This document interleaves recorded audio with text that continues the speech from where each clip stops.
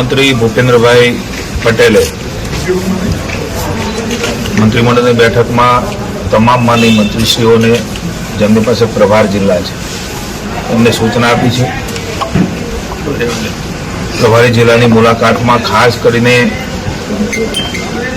રોડની સમીક્ષા, ચાહે જિલ્લા પંચાયત હોય, આરએનબી હોય કે નેશનલ હોય, નેશનલ આરએનબી હોય, નેશનલ હાઈવેઝ હોય, એમની ખાસ કરીને સમીક્ષા કરવી. આજે હું અમરેલી ખાતે આવ્યો છું. માનનીય મંત્રી શ્રી કૌશિકભાઈ, ભરતભાઈ, ભાઈ જનકભાઈ, અમારા જિલ્લા પ્રમુખ શ્રી સૌની વિશેષ હાજરીમાં અધિકારીઓને સાથે લઈને અમે જ્યાં કામ ચાલે છે એની પણ મુલાકાત લીધી છે. 1 વર્ષ પહેલા કામ થયું છે એમની પણ મુલાકાત, એની પણ અમે પ્રત્યક્ષ રીતે કામ જોયું છે.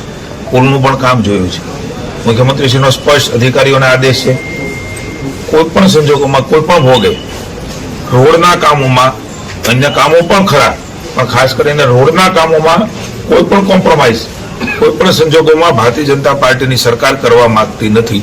એ અનુસંધાને આજે અમે સૌ અધિકારીઓની સાથે મુલાકાત લઈને એમનો આખો અહેવાલ એ પણ મંગાવ્યો છે. કેટલીક જગ્યાએ જરૂર પડે ત્યાં એ અમે ઇન્સ્પેક્શનની પણ વિજિલન્સની વાત કરી છે, કલેક્ટરને સૂચના આપી છે.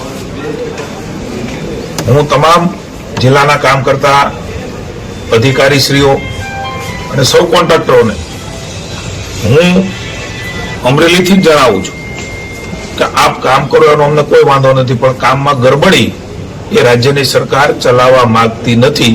અને જો એવું થશે તેનું પનિશમેન્ટ પણ ભોગવવા માટેની તૈયારી રાખજો. અધિકારીશ્રીઓએ પણ એમની જવાબદારી સંપૂર્ણ રીતે નિભાવવાની છે.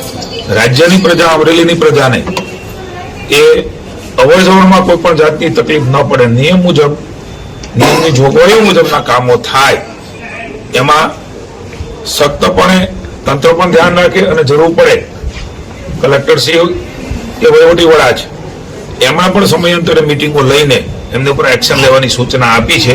જ્યાં જરૂર પડે ત્યાં પ્રતિનિધિશ્રીઓ પણ અમને કે જનતામાંથી પણ આવે. ભૂપેન્દ્રભાઈની સ્પષ્ટ સૂચના છે કે આમાં કશું પણ કોઈને પણ અમે બક્ષવા માંગતા નથી.